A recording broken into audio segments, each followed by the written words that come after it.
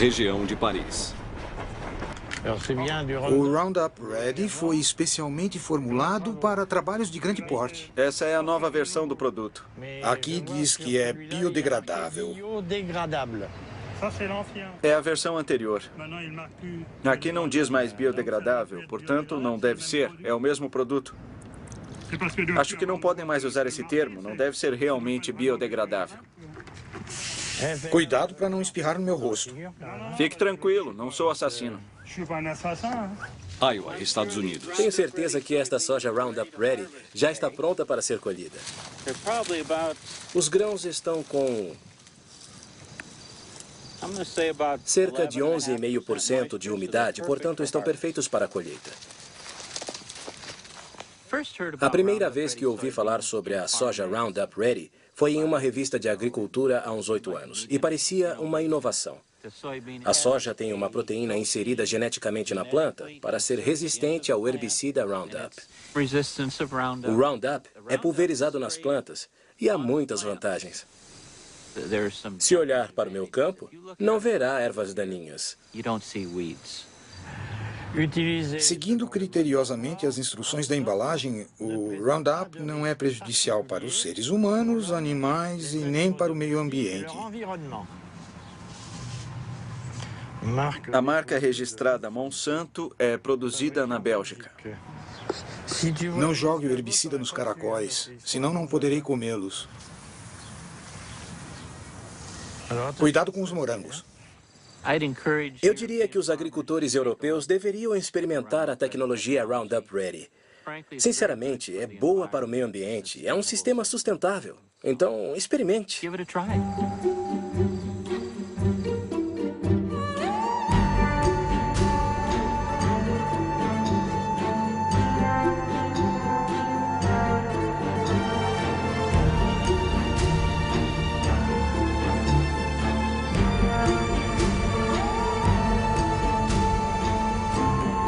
O mundo segundo a Monsanto.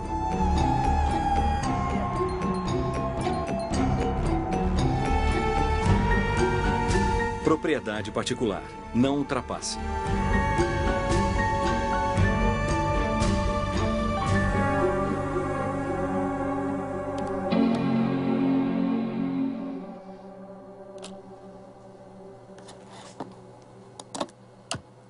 Monsanto.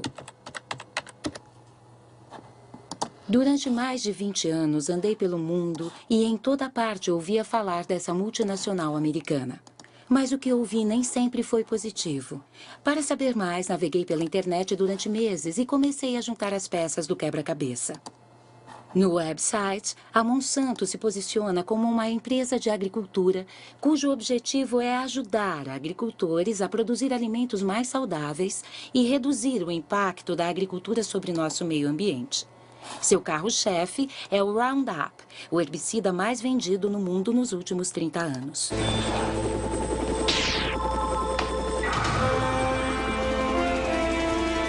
Uma aplicação. Adeus ervas daninhas. Roundup. A Monsanto também é a líder mundial em biotecnologia. 90% dos organismos transgênicos do planeta pertencem a ela.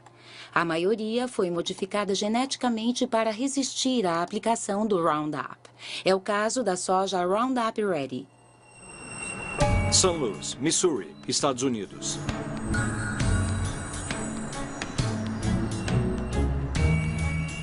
Os alimentos transgênicos da Monsanto invadiram o planeta.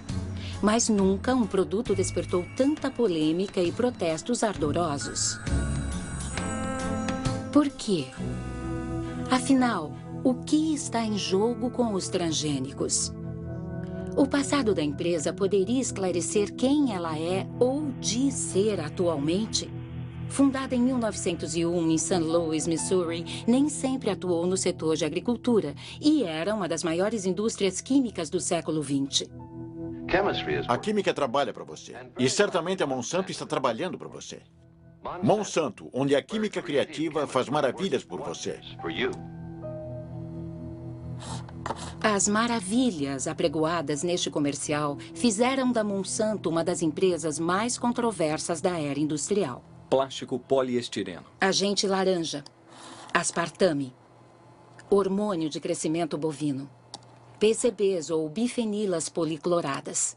Esses óleos criados quimicamente e usados no mundo todo para refrigeração e lubrificação de equipamentos elétricos foram as joias da coroa da Monsanto por mais de 50 anos. Nos Estados Unidos eram conhecidos como Aroclor, na França como Piralene e Clofen na Alemanha, até serem banidos no início da década de 80. Monsanto PCB.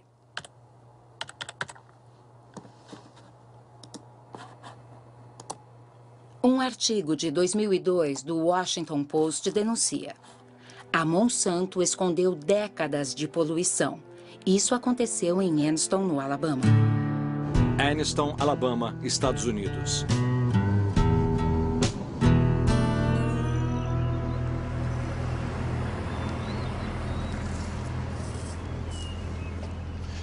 Terry era meu irmão caçula. Ele morreu em 1971 de câncer no cérebro, tumor no cérebro, câncer de pulmão e problemas cardíacos. Ele tinha 16 anos. Nos últimos 3 anos, perdi a maioria dos meus amigos e todos morreram de doenças como o câncer, diabetes, hepatite, doenças provocadas ou relacionadas aos PCBs.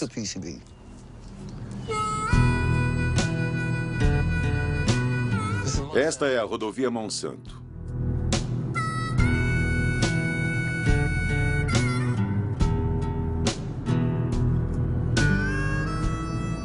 Esta é a região de negros. Eles ainda vivem aqui, apesar de todas as casas terem sido contaminadas. Aquele jardim à direita foi limpo há uns 6 meses.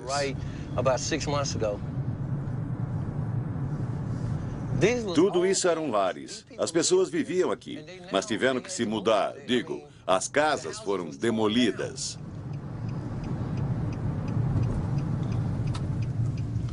Essa é a casa onde meu irmão morreu, a casa onde cresci.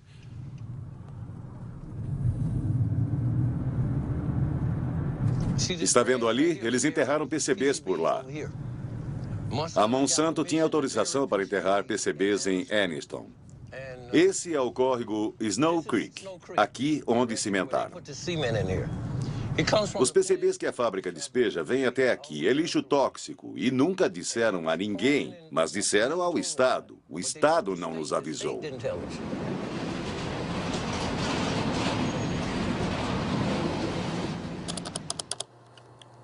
PCB Monsanto sabia.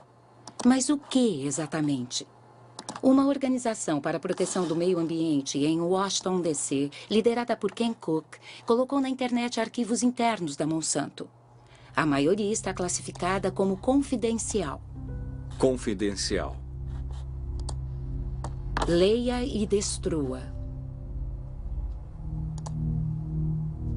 1937. Exposição ao PCB provoca efeitos sistêmicos tóxicos e erupção cutânea acnéica. Em 1961, 2 empregados tiveram sintomas de hepatite após a ruptura de uma tubulação em uma fábrica que usava PCBs. Em 1966, os cientistas da Monsanto colocaram peixes nas águas do Snow Creek. Em 3 minutos e meio, todos estavam mortos. Poluição, memorando enviado aos executivos de vendas em 1970. Este é o documento que realmente nos conta a história. Aqui eles dizem: não podemos admitir a perda de nenhum dólar sequer em faturamento. Os moradores de Anniston não foram avisados sobre o lixo tóxico que lhes foi infligido, porque eles não queriam perder nenhum dólar.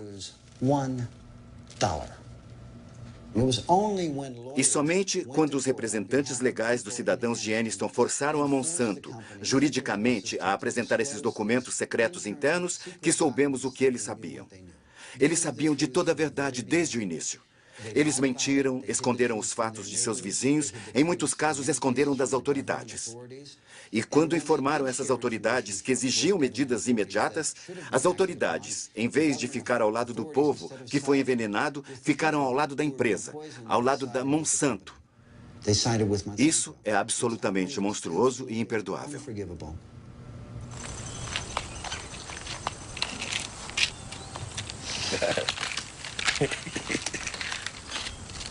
Estes são os remédios? São, e tem mais aqui. Qual o seu nível de PCB? 63,8 no sangue. No sangue. Se fizesse uma biópsia dele agora, provavelmente estaria acima do limite em 3 ou 4 mil partes por bilhão, ou mais. Qual o nível aceitável? Aceitável são 2 partes por bilhão. É o padrão em todo o mundo. Mas aqui nós temos mais PCBs em nosso sangue, em nosso corpo, do que qualquer outra pessoa no mundo inteiro. É comum aqui conversar sobre o nível de PCBs das pessoas? Todos conversamos sobre isso, porque é uma preocupação de toda a família. As crianças me perguntam, Sr. Baker, meus testes disseram que tenho 3 partes por bilhão no meu sangue. Quanto tempo acha que ainda me resta? É uma história horrorosa. Mas o que os cientistas acham disso? Na internet encontramos inúmeros artigos sobre os efeitos dos PCBs na saúde humana. David Carpenter é um dos mais qualificados especialistas neste campo. Foi ele que realizou os testes com os cidadãos de Anniston. Todos temos PCBs em nossos organismos. Os ursos polares e os pinguins têm PCBs, e o que aconteceu é que antigamente havia apenas alguns locais em que os PCBs eram despejados. Mas com o tempo foram para o ar, para a água, e o resultado é que atualmente o mundo inteiro está contaminado com PCBs. A questão é que muitas doenças são provocadas por PCBs. A que todo mundo conhece é o câncer. Reunião dos moradores de Anniston expostos aos PCBs.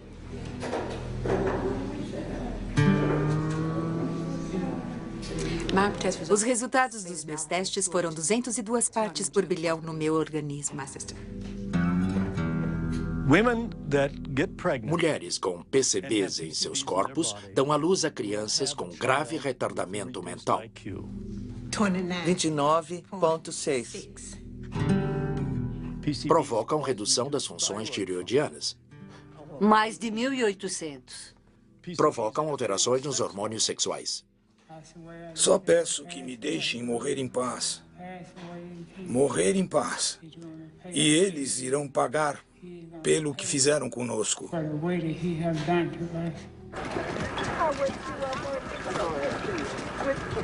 Em 2001, 20 mil cidadãos de Anniston moveram 2 processos contra a Monsanto. A Monsanto e sua subsidiária Solutia fizeram um acordo de 700 milhões de dólares para compensar as vítimas, limpar o solo e construir um hospital especializado. Mas nenhum executivo da Monsanto foi processado. Para fazer justiça. Pelas leis americanas, na maioria das vezes, é muito raro que os executivos dessas empresas sejam responsabilizados criminalmente. Para isso, temos o sistema civil, os tribunais cíveis, onde os fazemos pagar. Mas a verdade é que as compensações que as empresas pagam, décadas depois, são uma fração de seus lucros.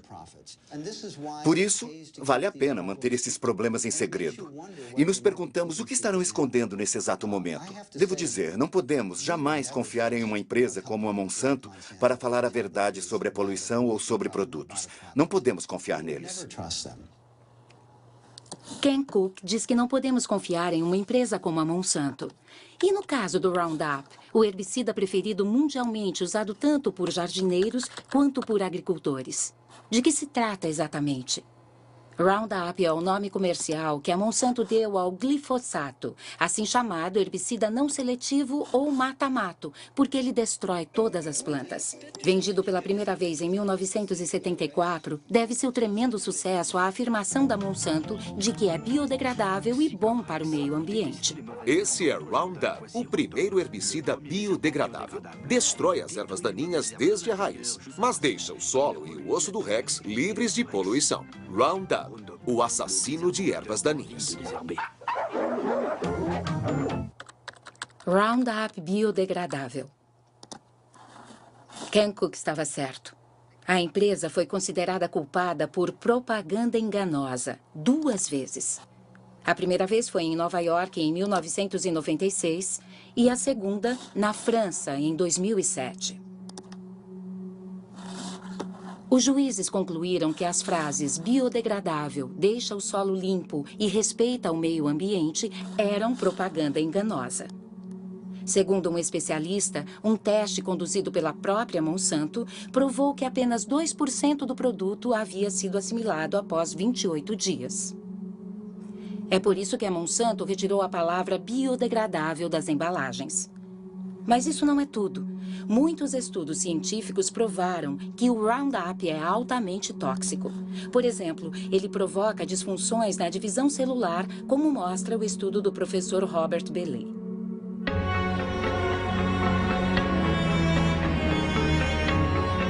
Observatório Oceanológico Roscoff, França. O professor Bellet trabalha no Centro Nacional de Pesquisa Científica e no Instituto Pierre e Marie Curie, na França. Ele estuda os efeitos do Roundup em ovos fertilizados de ouriços do mar. A grande surpresa é que o Roundup afeta a divisão celular. Vimos que o Roundup afeta um processo essencial da divisão celular. Não a divisão celular propriamente dita, mas os mecanismos que comandam a divisão celular. É preciso entender como as células se tornam cancerígenas. No início, todas as células são benignas e então, em certo momento, começam a ocorrer modificações nas células que as tornam instáveis sob o ponto de vista genético. Essa foi a primeira disfunção que observamos no Roundup. É por isso que consideramos que o Roundup provoca os primeiros estágios que levam ao câncer.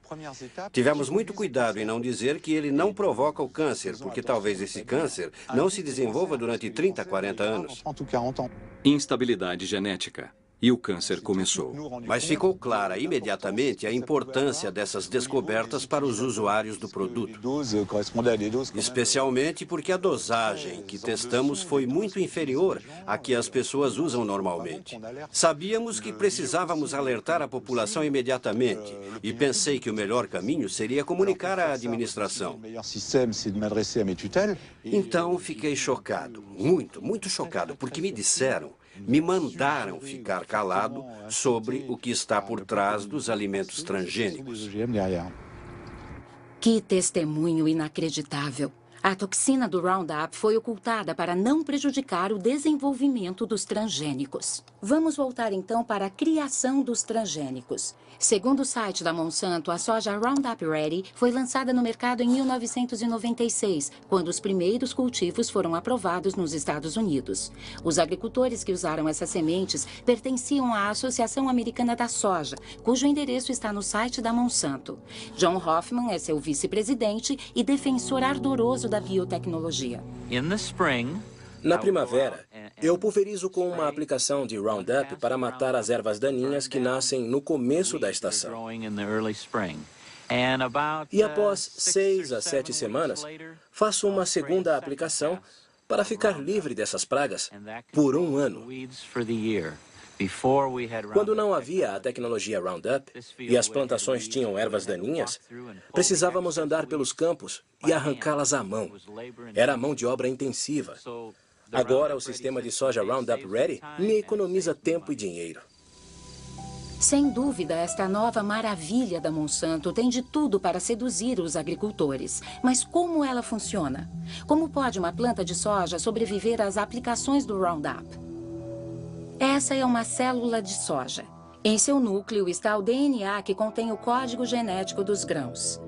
Para criar os seus transgênicos, a Monsanto rompe a barreira das espécies usando um gene resistente ao Roundup produzido a partir de uma bactéria. Esse gene é colocado em partículas microscópicas de ouro que são bombardeadas nas células de soja com uma arma. O gene penetra no DNA e dá origem a uma proteína que torna a planta resistente ao Roundup. Quando o herbicida é pulverizado nos campos, mata todas as ervas daninhas, deixando as plantas de soja intactas. É, sem dúvida, uma incrível conquista tecnológica. Mas esses grãos de soja fabricados para resistir a um herbicida poderoso vão acabar em nossos pratos. Devem ter sido rigorosamente testados antes de seu lançamento no mercado. Quem era o ministro da Agricultura naquela época? Dan Glickman, ministro da Agricultura no governo de Bill Clinton, de 1995 a 2000. Washington, D.C., Estados Unidos. O que percebi nos primeiros anos em que estive envolvido com a regulamentação da biotecnologia é que havia um sentimento geral no agronegócio e internamente em nosso governo, nos Estados Unidos, de que se você não marchasse em fileira cerrada a favor de aprovações rápidas de produtos biotecnológicos de cultivos transgênicos, então você seria, de certa forma, anti-ciência e anti-progresso. Sinceramente, acho que havia uma porção de gente no setor da agricultura industrial a quem não interessava as análises e testes que provavelmente deveríamos ter efetuado, pois tinham investido muito dinheiro nos produtos e, certamente, quando me tornei ministro e responsável pelo Departamento Regulatório da Agricultura, havia muita pressão sobre mim para não me empenhar muito no assunto, digamos assim.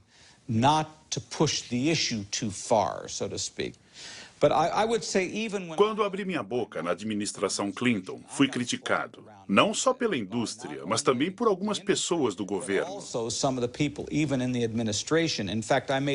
Na verdade, fiz uma vez um discurso no qual dizia que precisávamos pensar com cuidado sobre a regulamentação dos transgênicos.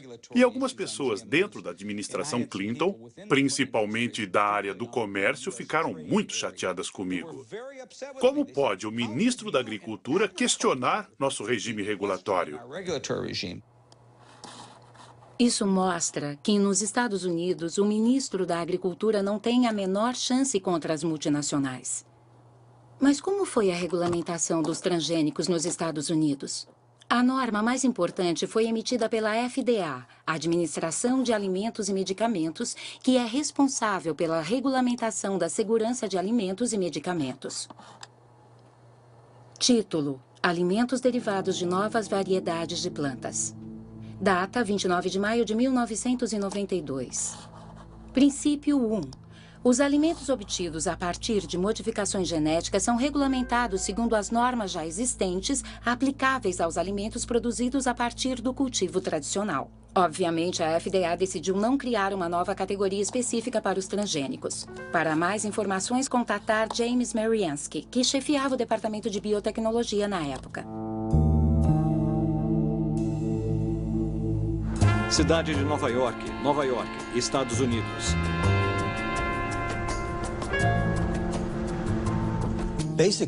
Basicamente, o governo decidiu não criar novas leis por considerar que as já existentes atendiam às necessidades das agências responsáveis pela regulamentação das novas tecnologias. Isso quer dizer que a Casa Branca pediu à FDA para criar uma política onde os transgênicos não seriam submetidos a normas regulatórias específicas? E que essa decisão foi política e não baseada em dados científicos? Sim, foi uma decisão política e uma decisão mais ampla que não se aplicava apenas a alimentos, mas a todos os produtos de biotecnologia. Inacreditável. James Mariansky admite que a regulamentação dos transgênicos foi uma decisão política e não científica. Mas como exatamente justificaram essa decisão?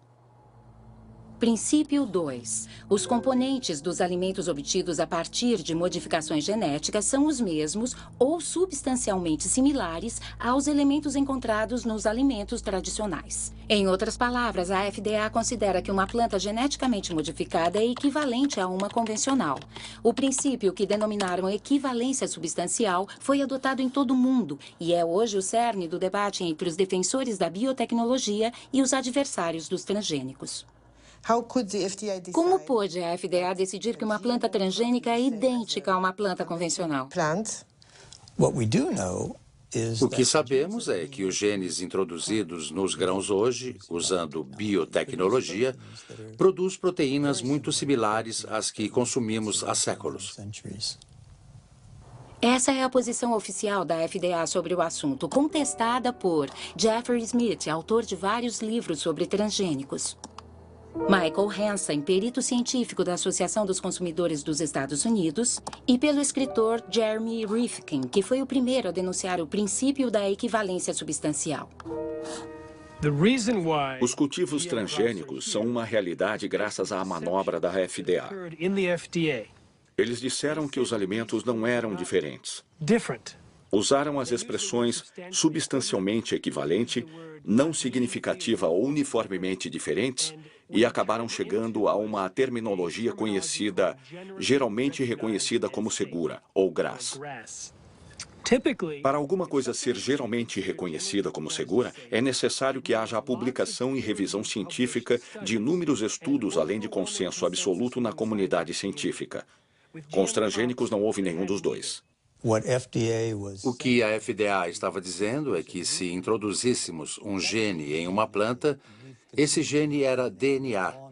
E como temos uma longa história de consumo de DNA, podemos dizer que essas plantas são GRAS. Tentamos dizer que essas coisas deviam ser consideradas como aditivos alimentares. Quando você quer introduzir um novo corante em um alimento em proporções mínimas, ou um conservante, ou qualquer outra substância química, isso é considerado um aditivo alimentar. E você precisa submeter o seu produto a uma infinidade de procedimentos para provar que ele atende às normas de segurança. Mas quando você usa engenharia genética que pode provocar diferenças inimagináveis naquela planta, eles não exigem nada.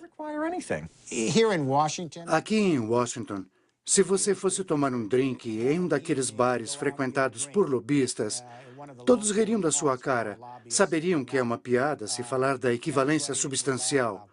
Isso foi simplesmente uma manobra para atender às necessidades daquelas empresas, principalmente a Monsanto, que precisavam aprovar e lançar rapidamente seus produtos com o mínimo de interferência por parte do governo. E devo dizer que eles foram muito eficientes em expressar seus interesses.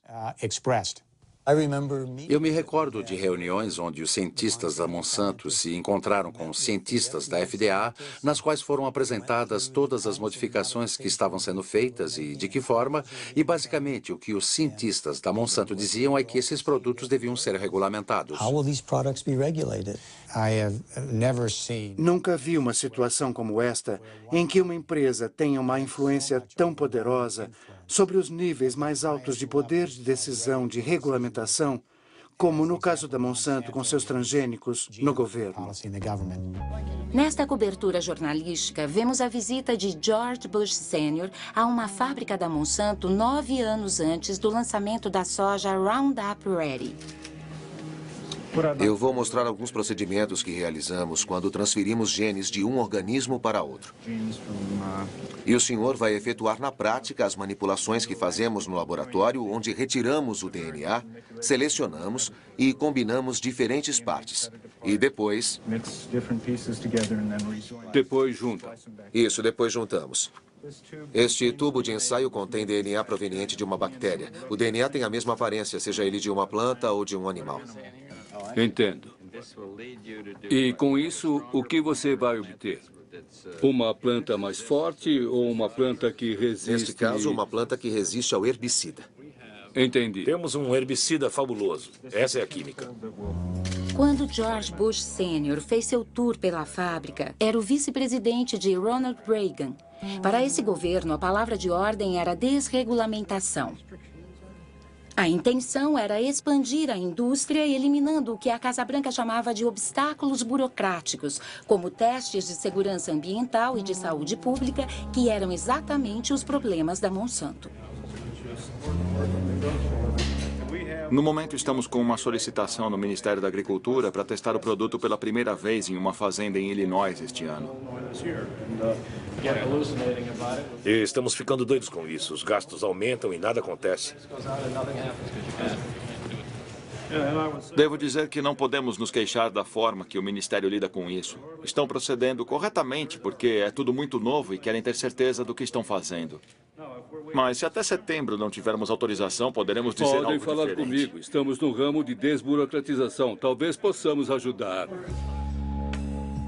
Em 1988, quando George Bush Sr. foi eleito presidente dos Estados Unidos, Dan Quayle foi o novo vice-presidente. 4 anos depois, anunciou a política americana em relação aos transgênicos, que foi redigida exatamente como a Monsanto havia idealizado. O passo que estamos dando faz parte do programa deste governo para a liberação de regulamentações que se encontra agora em sua segunda fase.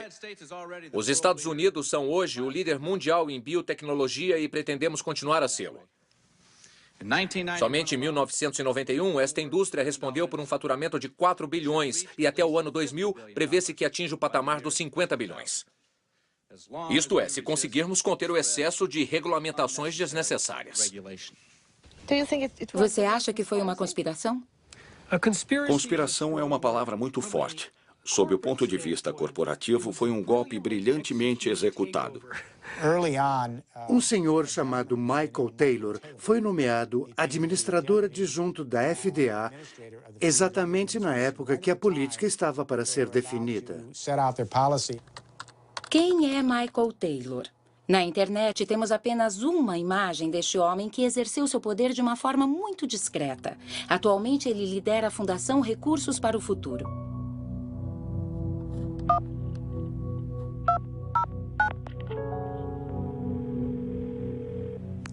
Alô, aqui é Marie Monique. Alô, aqui é Michael Taylor. Minhas perguntas são sobre sua atuação na FDA. Antes de ser contratado pela FDA, o senhor trabalhou como advogado da Monsanto por vários anos, não foi? Eu era sócio de um escritório de advocacia do qual a Monsanto era cliente. Tive a oportunidade de trabalhar em muitos assuntos da Monsanto, sim. E se eu entendi bem o que li, a FDA criou um cargo especialmente para o senhor, comissário adjunto para a política. Bom, Porque era especialmente importante na FDA naquela época devido aos novos transgênicos. Não teve nada a ver com os transgênicos. Absolutamente nada. Eu nem fui o autor dessa política. Isso não é verdade. Ele foi para a FDA em julho de 1991. Até lá, ele trabalhou em um escritório de advocacia, o King & Spalding. Entre seus clientes pessoais estavam não só a Monsanto, mas também o Conselho Internacional de Biotecnologia Alimentar, IFBC, para quem ele redigiu uma proposta de como os alimentos transgênicos deveriam ser regulamentados. Se você comparar a proposta que foi escrita por Michael Taylor para o IFBC com a política publicada pela FDA, verá que são muito similares. Então, se ele não a escreveu, parece que alguém pegou o que ele tinha escrito e fez pequenas alterações para a política.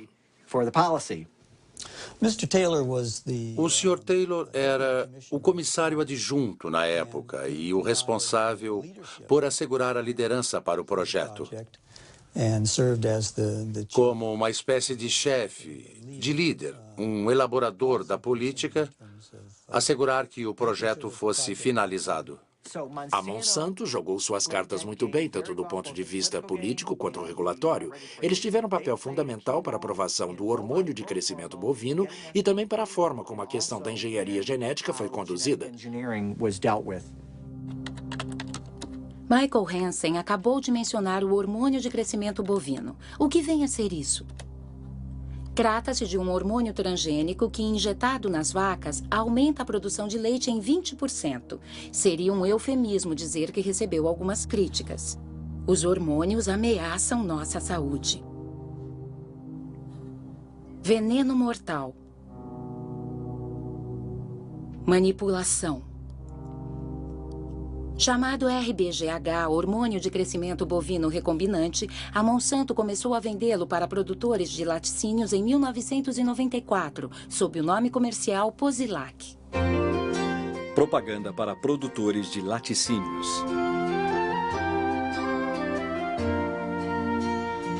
Posilac é o novo produto mais testado da história. Você sentirá rapidamente os resultados extraordinários que ele proporciona. Fazenda Experimental Monsanto. Em 1985, a Monsanto solicitou à FDA a aprovação do lançamento do Posilac. Os peritos do Centro de Medicina Veterinária da FDA revisaram os testes que a empresa realizou com rebanhos experimentais. O veterinário responsável pela revisão desses testes era Richard Burroughs, que afirmou que funcionários da agência regulatória omitiram e suprimiram dados. Estado de Nova York, Estados Unidos.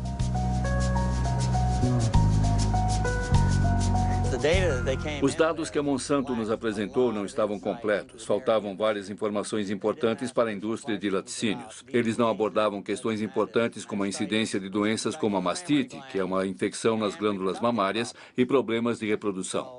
Quando os primeiros dados chegaram e viu que estava faltando, disse: ok, pessoal, vocês precisam voltar e coletar mais informações. Isso deve ter atrasado o projeto em uns 2 ou 3 anos. O senhor informou a FDA sobre suas preocupações? Eles simplesmente me deixaram de lado. Meu chefe entrou para o projeto, outros mais ligados a ele entraram no projeto e eu simplesmente deixei de ter acesso às informações. Mesmo coisas que eu havia pedido, como a avaliação da incidência da mastite, eu nunca cheguei a ver. Porque quando você está no caminho deles, eles te afastam. Fui jogado para escanteio e depois me demitiram. Um dia me levaram até a porta e disseram simplesmente que meus dias na FDA tinham chegado ao fim. O senhor foi ameaçado? Fui. Principalmente pelo advogado da Monsanto. Quando eu processei a FDA, o advogado da Monsanto disse para meu advogado que se eu usasse qualquer segredo da empresa em minha defesa, eles iriam me processar. No fim, a FDA foi forçada a readmitir esse veterinário íntegro. Mas depois, desiludido, Richard Burroughs acabou pedindo demissão. A internet também menciona arquivos confidenciais que teriam sido roubados da FDA e enviados ao Dr. Samuel Epstein, chefe da Coalizão para a Prevenção de Câncer. Chicago, Illinois, Estados Unidos.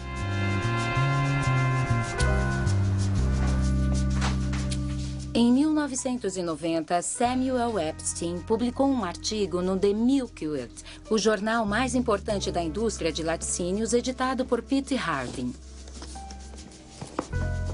O artigo era baseado nos documentos confidenciais que os dois haviam analisado. Um dia, acho que foi em outubro, cheguei ao meu escritório e vi uma caixa enorme, cheia de documentos. Vinha de Washington, mas não havia remetente.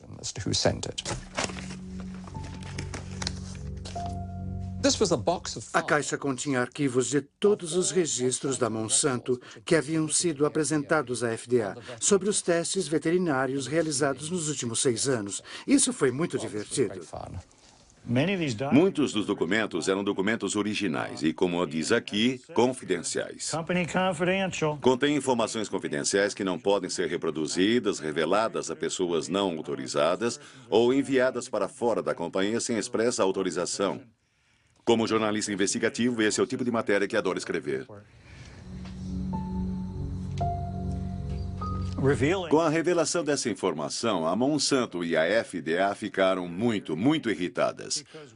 Porque pudemos concluir que haviam alterações fisiológicas seríssimas nos animais submetidos ao tratamento com hormônios, quando comparados com os outros animais do grupo de controle.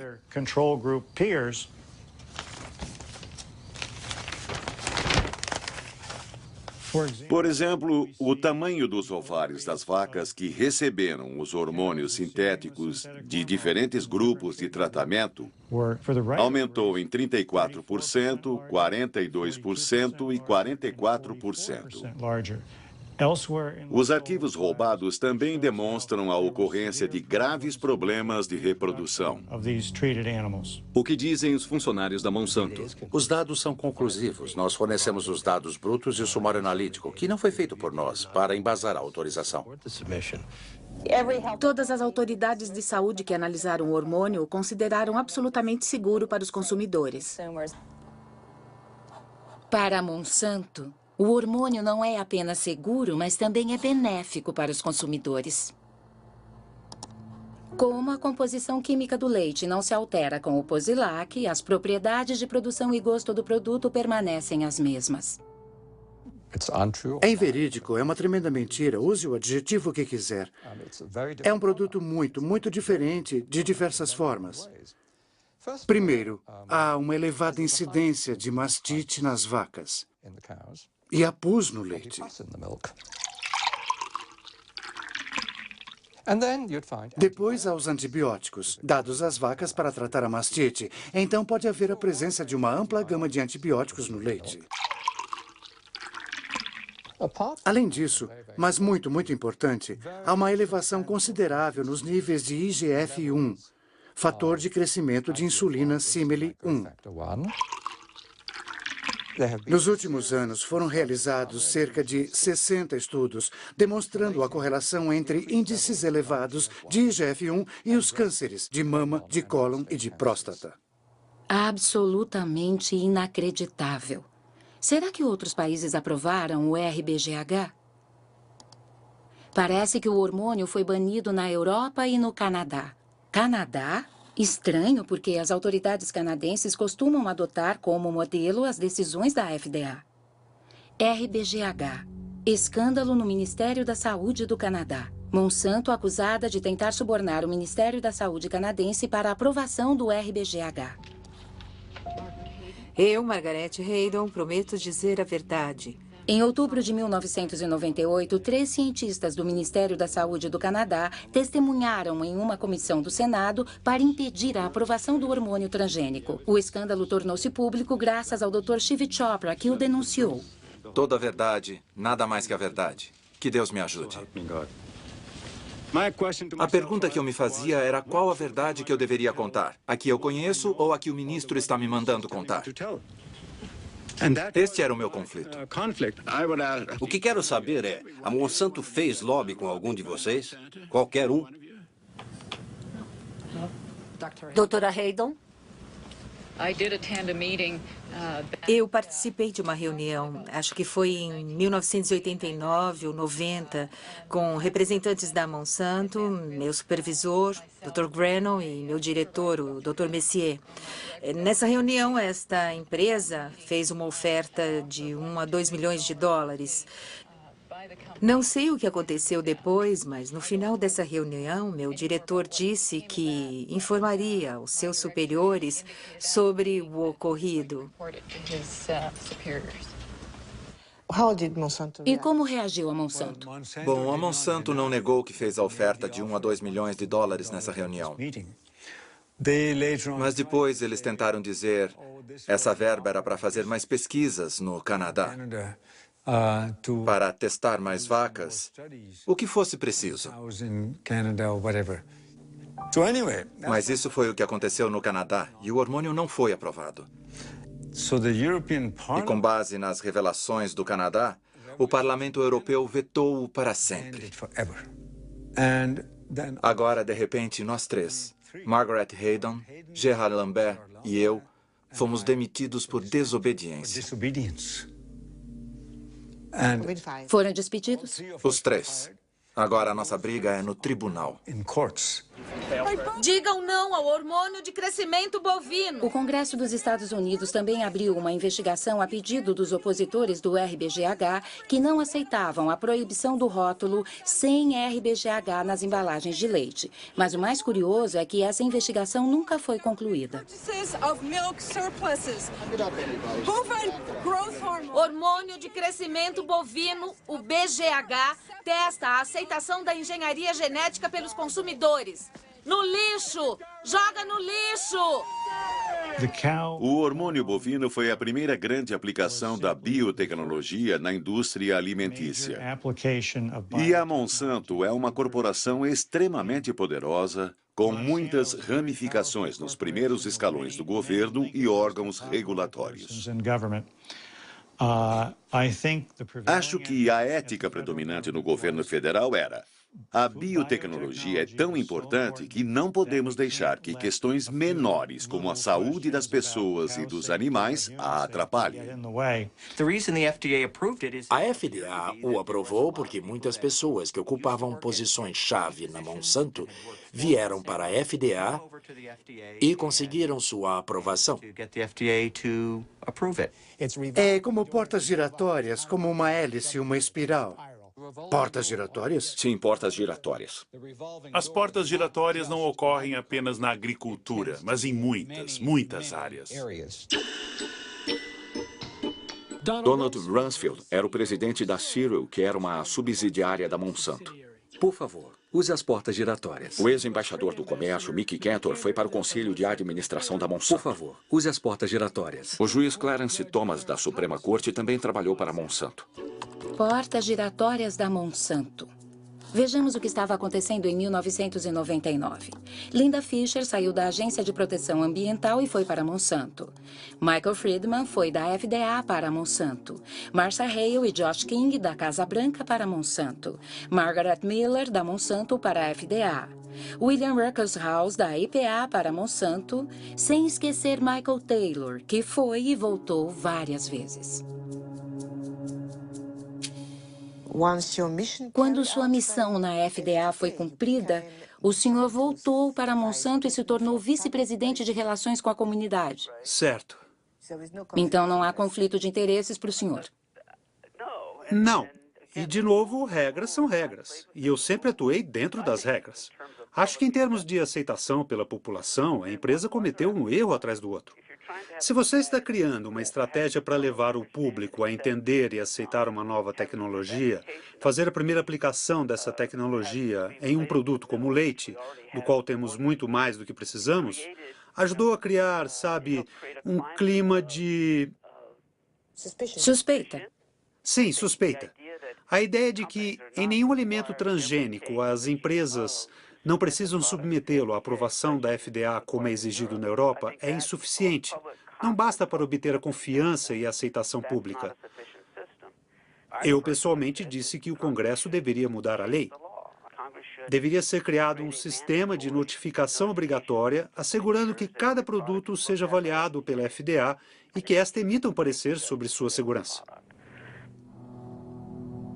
Eis um testemunho interessante. Parece que Michael Taylor tem algumas reservas sobre a política que ele próprio assinou em 1992. E quanto aos cientistas da FDA?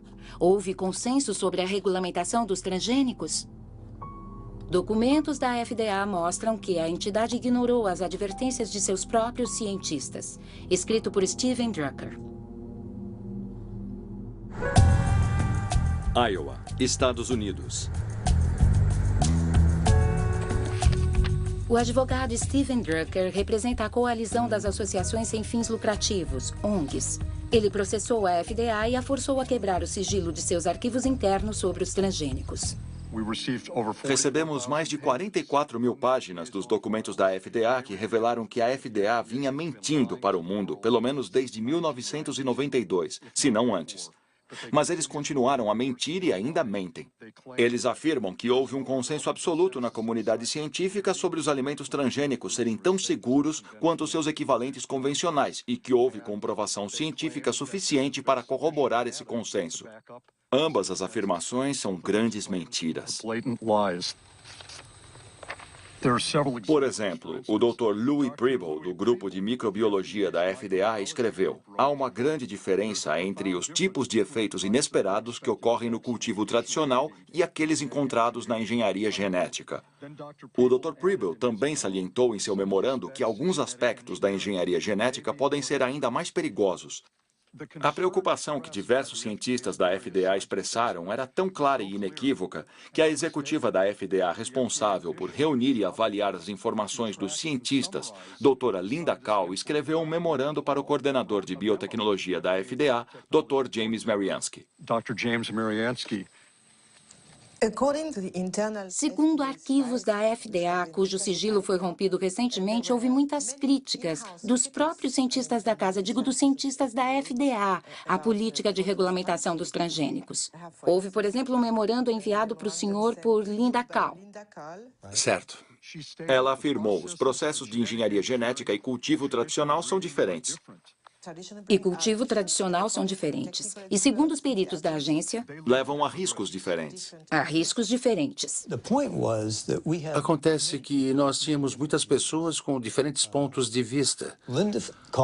A Linda Kahl efetivamente escreveu isso em seu memorando, mas, na verdade, quando terminamos a política de regulamentação, todos os cientistas concordaram com ela. Agora, claro que a FDA avaliou a engenharia genética, mas não tinha informação sobre o fato de que o simples uso das técnicas poderia resultar em produtos com qualidade ou níveis de segurança diferentes. Mesmo antes das advertências de seus próprios cientistas, a FDA teve um aviso muito claro, porque o primeiro suplemento alimentar transgênico lançado nos Estados Unidos provocou uma enorme epidemia. O senhor se lembra do que aconteceu em 1989 com o triptofane? O senhor se lembra? Lembro. Era um produto de engenharia genética. Sabemos que é um aminoácido e... Certo. Que matou dezenas de pessoas e deixou centenas doentes. Causou uma epidemia de uma doença rara chamada EMS, esclerose múltipla. Isso. E muitas pessoas morreram. Sim, mas também temos... 37? E mais de 1.000 incapacitadas? O senhor se lembra? Claro que lembro. E o senhor disse que, para a FDA, a causa do EMS ainda era desconhecida, mas que não se podia eliminar a transgenia. O senhor disse o que eu acabei de ler? Disse. Surpreendente. James Mariansky não pode descartar a possibilidade de que seja a própria manipulação genética a responsável por efeitos colaterais inesperados. Mas ele não fez nada. Será que cientistas independentes avaliaram esta questão que é crucial para os consumidores? Arpad Pusztai, cientista reconhecido mundialmente, perdeu seu emprego quando alertou sobre alimentos transgênicos. 1998. Aberdeen, Escócia.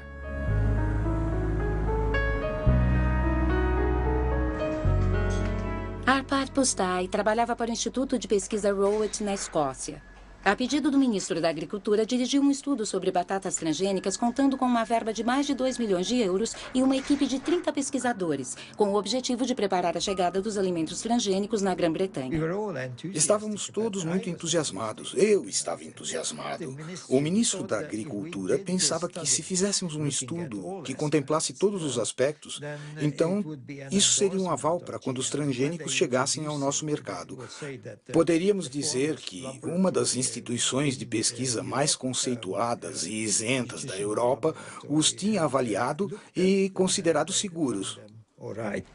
Arpad Pusztai é especialista em lectinas. Essas proteínas atuam como inseticidas protegendo plantas contra pulgões. Os cientistas do Rowett criaram batatas que eram resistentes a pulgões, introduzindo em cada uma o gene responsável pela produção de lectina. Mas antes haviam se certificado de que, em seu estado natural, as lectinas propriamente ditas não apresentavam riscos para a saúde. Em seguida, as batatas transgênicas foram testadas em ratos. Tivemos dois resultados. Primeiro, houve um aumento de uma resposta proliferativa nas células das vísceras.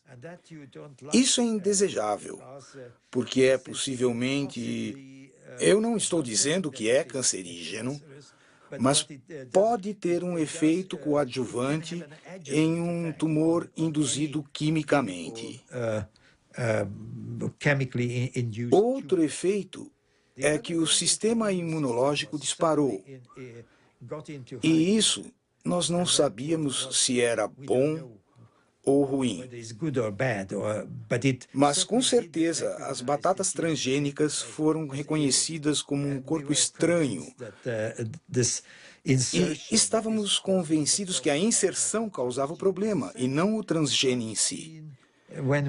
Porque o transgene, mesmo em concentrações 800 vezes superiores, isoladamente não provocava nenhum problema. E esse era um ponto extremamente importante, porque naquele exato momento a FDA estava falando sobre uma tecnologia neutra. E o que dissemos, o que publicamos, e foi efetivamente confirmado, é que o problema não era o transgene, mas a tecnologia era o problema. Bem, os primeiros carregamentos de soja transgênica estavam chegando à Grã-Bretanha. Os superiores de Arpad Pusztai autorizaram-no a conceder uma entrevista à BBC.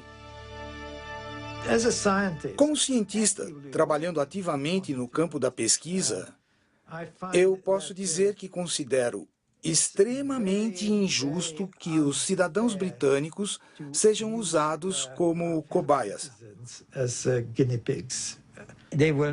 Eles jamais me perdoarão por isso. A Monsanto entendeu logo a importância de nossas conclusões, não tenha dúvida disso. Eles já sabiam dessas conclusões mesmo antes da entrevista ir ao ar, porque a Secretaria da Agricultura da Escócia recebia muito dinheiro da Monsanto. E eles não demoraram para entender as implicações de nossos resultados. Um dia após a transmissão da entrevista, o Dr. Arpad Pusztai foi demitido e a equipe de pesquisa desfeita. O Dr. Stanley Ewing era o responsável pela avaliação dos efeitos das batatas transgênicas nos órgãos internos dos ratos. Ele não tem mais nenhuma ilusão sobre a independência da pesquisa científica. Eu estava muito zangado e muito preocupado. Era como se o mundo todo estivesse sumindo sob os meus pés. O que estava acontecendo, afinal? Começaram a atingir a reputação de Stanley, a desacreditá-lo. Ele foi forçado a se aposentar. Foi desacreditado na universidade. O senhor também? Sim. Foi um período muito difícil. Pois é, e um dia meu trabalho era maravilhoso, no dia seguinte era uma porcaria. Eu tinha uma ou duas ideias sobre o que estava acontecendo, mas nada de concreto. E continuei sem saber exatamente o que havia acontecido até 8 anos atrás, quando encontrei uma pessoa do Rowett, o Dr. Roy, em um jantar dançante a que compareci. O Dr. Roy estava na mesa ao lado da minha e acabei comentando com ele. Não é uma coisa horrível o que aconteceu com Arpad? E ele respondeu, pois é, e você sabe que houve não um, mas 2 telefonemas do gabinete do primeiro-ministro para o diretor? E aí, é claro, entendi claramente o que havia acontecido.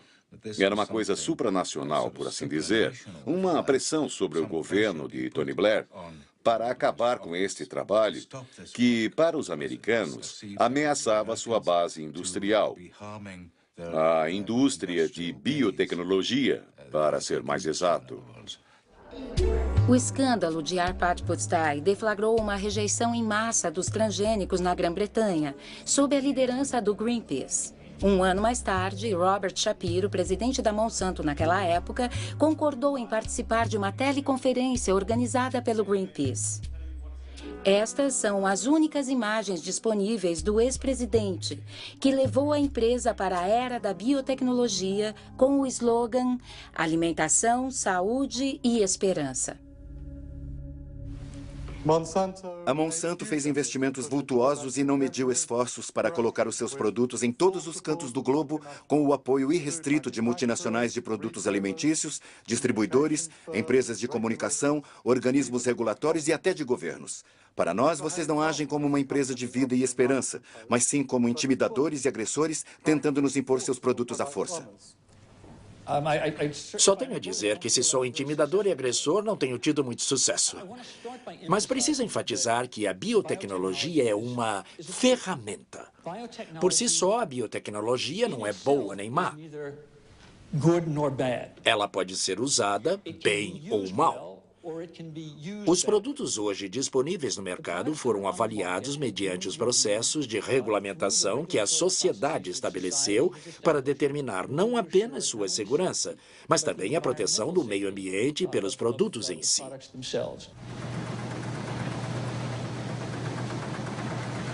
Após 10 anos de participação no mercado, a soja Roundup Ready representa 90% de toda a soja plantada nos Estados Unidos. Na verdade, 70% dos alimentos hoje disponíveis no mercado americano contêm elementos transgênicos. Ao contrário da Europa, os consumidores americanos não podem fazer uma escolha consciente porque a rotulagem de transgênicos é proibida. E isto é consequência direta do princípio da equivalência substancial. Eu tenho um grão de soja na minha mão e posso até comê-lo. É muito seguro. Acho que a FDA acredita que, em termos de segurança alimentar, a soja transgênica é tão segura quanto qualquer outra variedade. E como a FDA tem certeza disso? Nos baseamos em todas as informações que a empresa forneceu para a FDA, que foram revisadas pelos cientistas da FDA. A empresa não tem qualquer interesse em criar um estudo que mascare os resultados. Como James Mariansky pode estar tão certo disso? Se eu digitar Monsanto, falsificação de pesquisas científicas, chego a 174 mil resultados de busca. Entre eles, um relatório da Agência de Proteção Ambiental dos Estados Unidos. Monsanto acusada de falsificar os resultados de pesquisa da cancerogenicidade das dioxinas. Nitro, Virgínia Ocidental, Estados Unidos. A história começou em Nitro, uma fábrica da Monsanto que produzia um poderoso herbicida chamado 2,4,5-T.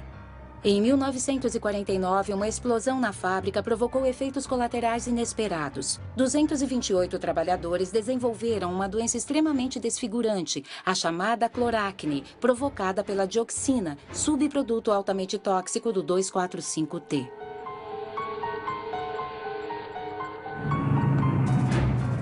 O 2,4,5-T também era o principal elemento do agente laranja, usado pelo exército dos Estados Unidos durante a Guerra do Vietnã.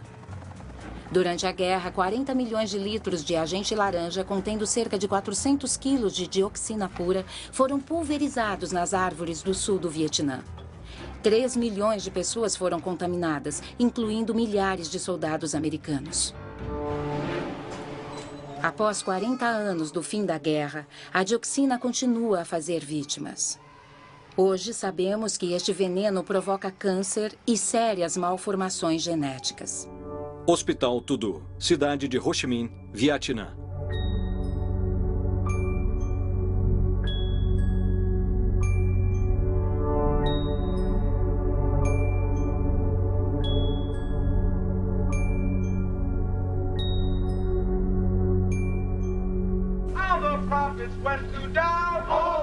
Em 1978, enquanto veteranos americanos do Vietnã moviam uma ação contra o fabricante do agente laranja, a Monsanto patrocinou as pesquisas sobre os efeitos a longo prazo da dioxina.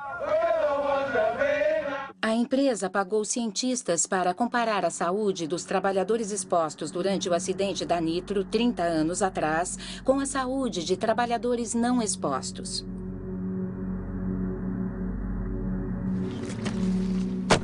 Existem 2 peritos neste assunto. William Sanjur, que dirigiu a divisão de lixo tóxico da EPA, Agência de Proteção Ambiental, e Gerson Smoger, um advogado que representa os veteranos do Vietnã. Em 1990, a doutora Kate Jenkins, minha colega na agência de proteção, escreveu um memorando dizendo que alegações foram feitas, que algumas das pesquisas realizadas pela Monsanto continham erros graves e que, se tivessem sido conduzidas corretamente, teriam apontado resultados opostos aos apresentados. A Monsanto mostrava que a dioxina não era um agente cancerígeno humano. Isso quer dizer que eles tinham as informações primeiro e que as manipularam para chegar aos resultados que desejavam. Isso é absolutamente... Uma pesquisa não se faz desse jeito. Nunca. Mas eles fizeram errado e chegaram aos resultados que queriam. Depois descobriu-se que pacientes de câncer de uma das pesquisas tinham sido relacionados como expostos à dioxina e essas mesmas 5 pessoas, em outra pesquisa, tinham sido relacionadas como não expostas. Quando você coloca todos esses cânceres na lista dos não expostos, parece que as pessoas não expostas estão contraindo tantos cânceres quanto as expostas. Aí você conclui, bom, não há diferença, é tudo igual. Assim, milhares e milhares de veteranos não receberam qualquer compensação pela exposição ao agente laranja.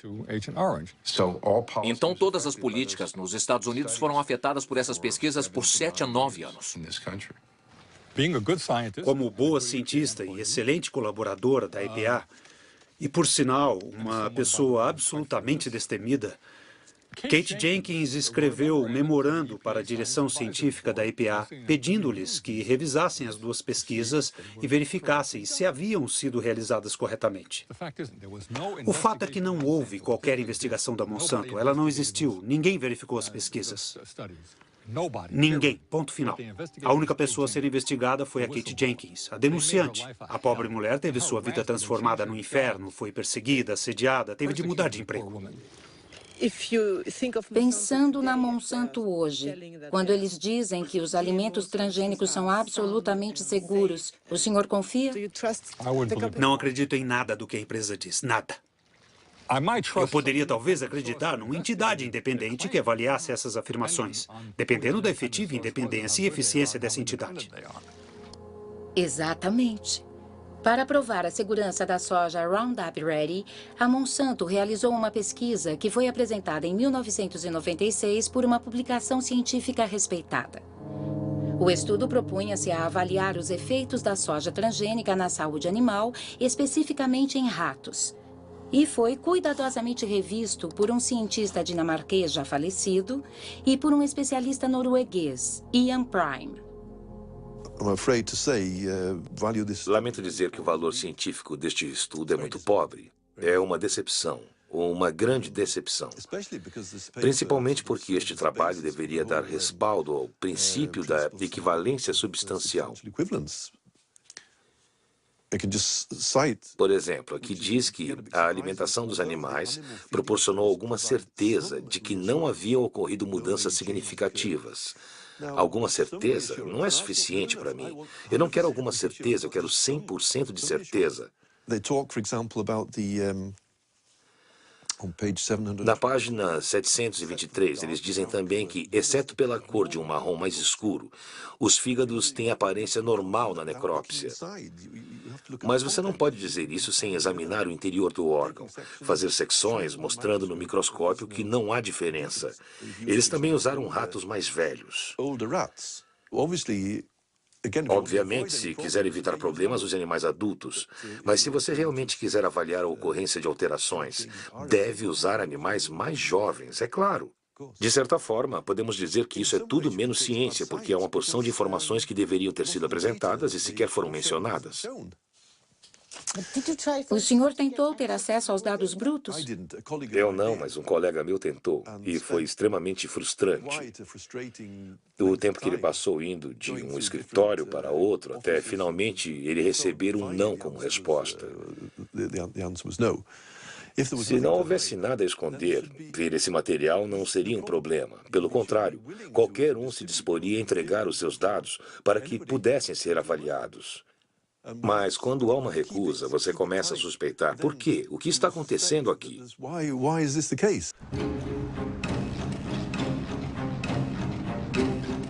Uma coisa é certa. Graças a esta pesquisa tão limitada, os transgênicos da Monsanto invadiram o mundo. Principalmente na América do Norte e do Sul, Ásia e Austrália. Após apenas 10 anos, os cultivos transgênicos estão presentes em 250 milhões de acres. 70% são resistentes ao Roundup e 30% foram geneticamente modificados para produzir um inseticida chamado BT.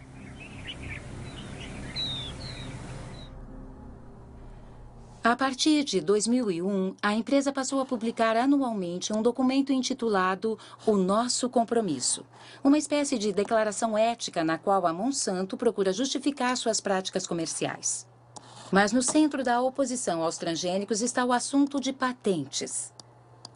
Aqui a Monsanto chama sua propriedade intelectual, cujo objetivo é proteger seus investimentos. Protegendo o nosso investimento. Na América do Norte, todos os agricultores que compram sementes transgênicas devem assinar um acordo de tecnologia pelo qual se comprometem a respeitar a patente da empresa sobre o gene modificado. Cultivos transgênicos são protegidos pela lei de patente dos Estados Unidos. E por isso eu não posso guardar a semente para replantar no ano seguinte. Isto é uma proteção para a Monsanto, para as empresas de biotecnologia, porque elas investiram milhões e milhões de dólares para criar esta nova tecnologia. E como a Monsanto fica sabendo se alguém replantou as sementes?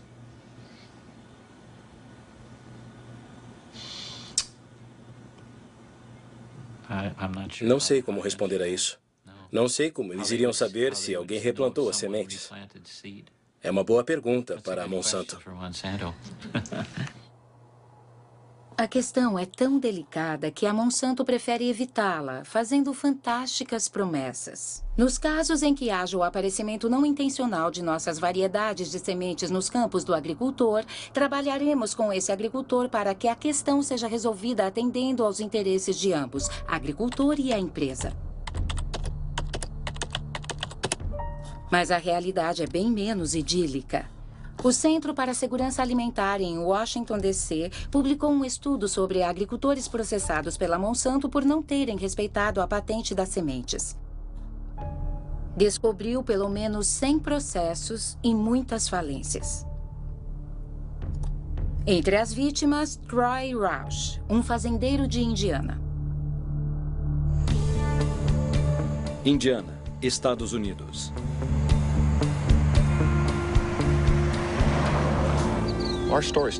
A nossa história começa em 1999. Um cavalheiro, e esse não é o melhor termo para descrevê-lo, apareceu na fazenda dos meus pais, dizendo ser um investigador particular contratado pela Monsanto para investigar agricultores que estariam guardando as suas sementes. E nos perguntou de forma bem direta se nós estaríamos fazendo isso. Dissemos que não.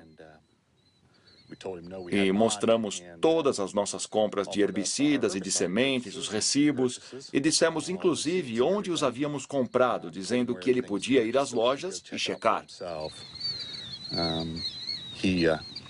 Ele disse que não seria necessário. E o que aconteceu é que eles nos processaram. A Monsanto moveu um processo contra mim, meu pai e meus 2 irmãos. E nos apresentaram documentos que, segundo eles, seriam amostras retiradas de nossos campos.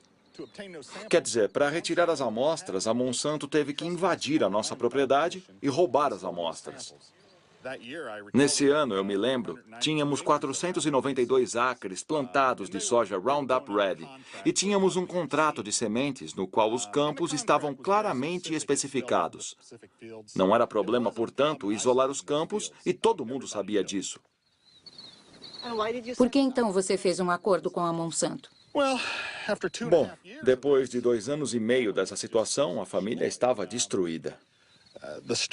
O estresse envolvido nisto, quer dizer, o que eles estavam ameaçando, na verdade, eram 5 gerações de trabalho. Se eles ganhassem o processo, tudo iria embora. Eles levariam tudo, tudo. Bom dia. Bom dia, senhor. Como está hoje? Bem, e você, David? Sobrevivendo? Tudo bem. Troy Roush e David Runyan cultivam soja convencional.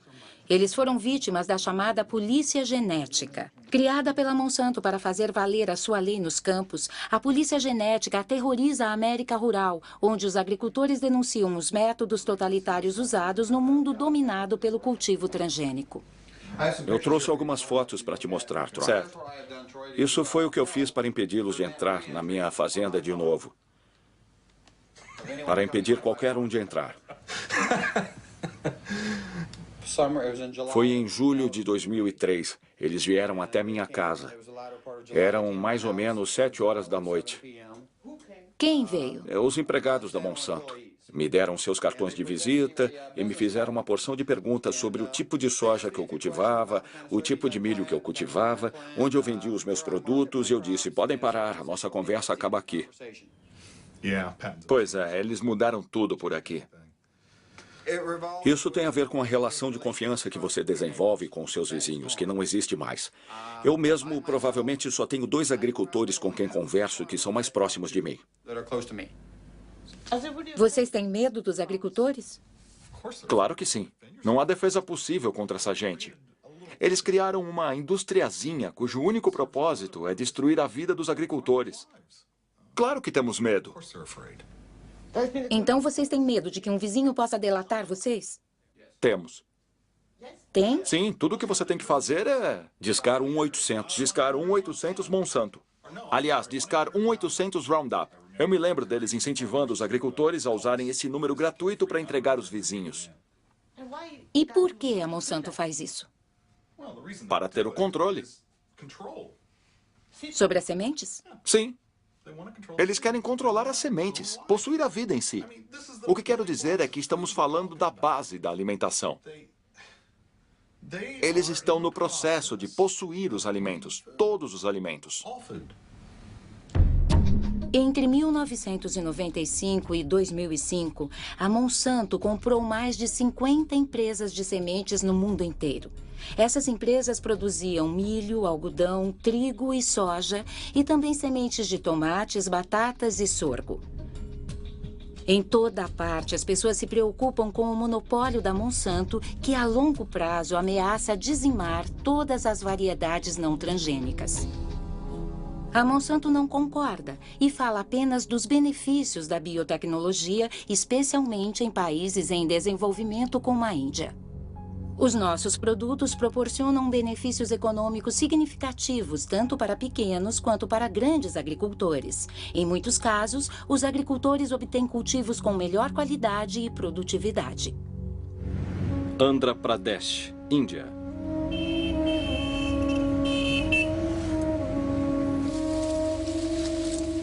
A Índia é o terceiro produtor mundial de algodão. Em 1999, a Monsanto comprou a Marico, a maior empresa indiana de sementes. 2 anos mais tarde, o governo indiano autorizou o lançamento do algodão BT sob o nome comercial de Bollgard. Trata-se de um produto transgênico para produzir um inseticida que repele as lagartas do algodão. Dia e noite, todo dia, Bollgard protege você. Essa é a força de Bollgard. Menos pesticida, maiores lucros. Sementes de algodão Bollgard. O poder de acabar com as pragas. Desde 2001, Kiran Sakari e Abdul Gayam vêm acompanhando de perto o algodão transgênico cultivado por pequenos agricultores no distrito de Warangal. Todo ano, os 2 agrônomos publicam um relatório comparando o algodão transgênico ao convencional, em termos de produtividade e custo de produção. Em 2006, a safra foi destruída por uma doença que atinge o algodão transgênico. Esse é um campo de algodão Bollgard BT. E podemos ver que as plantas foram atacadas na raiz por Rhizoctonia. Está vendo? Se você remover a casca de uma planta saudável, ela não será assim fibrosa. É um caso clássico de infestação de Rhizoctonia. Os agricultores dizem que nunca viram isso, mas em um estudo que publicamos em 2001, nós já tínhamos observado esta doença em algumas plantas BT. Com o tempo, a doença foi se espalhando e ocorrendo em cada vez mais cultivos de algodão BT e em cultivos convencionais também. Eu pessoalmente acho que se trata de uma interação não desejada entre a planta hospedeira na qual o gene foi inserido e o gene que carrega o BT.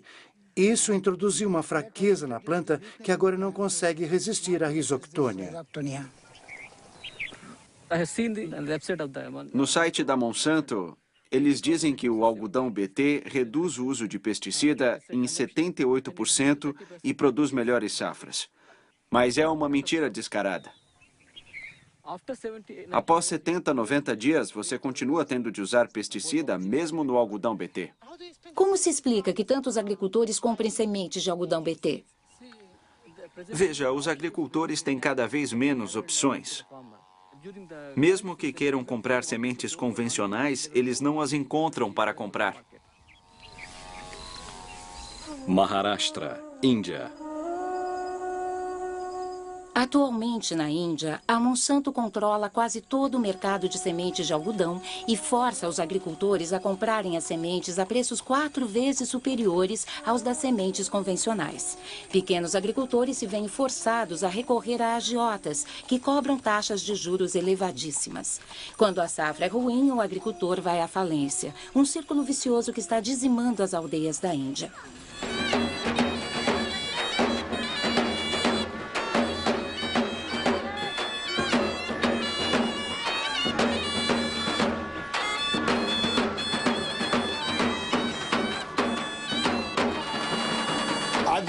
Por que ele se suicidou?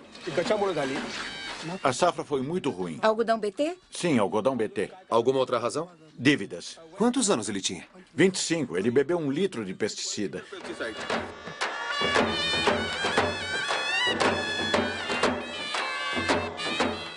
Esse foi o primeiro suicídio? Não, o segundo.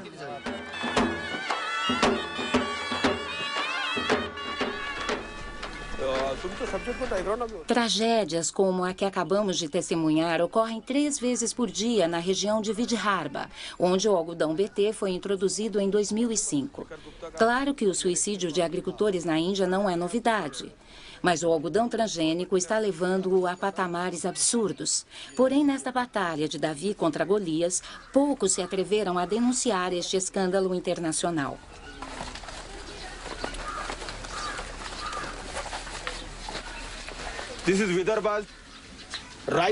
Este é o mapa do algodão cultivado na Índia.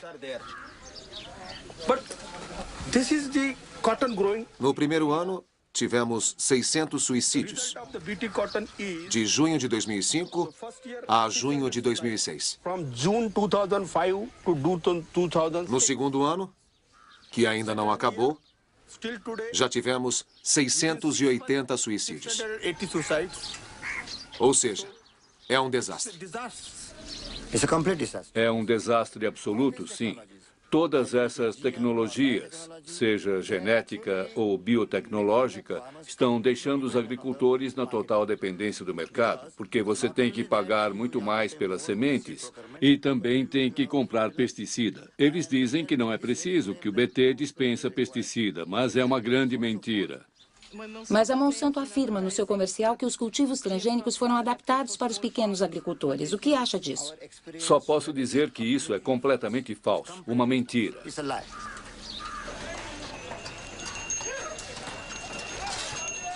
Neste dia, em dezembro de 2006, a rebelião começava a germinar no maior mercado de algodão do estado de Maharashtra.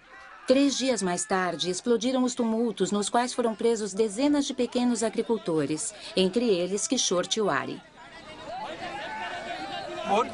O preço que eles estão pagando é muito baixo. Todos os agricultores estão preocupados. Quanto você pediu emprestado? 52 mil rúpias de dívida. 60 mil rúpias. 50 mil rúpias. 20 mil rúpias. 50 mil rúpias. 15 mil rúpias. Quem vai deixar de plantar algodão BT no ano que vem?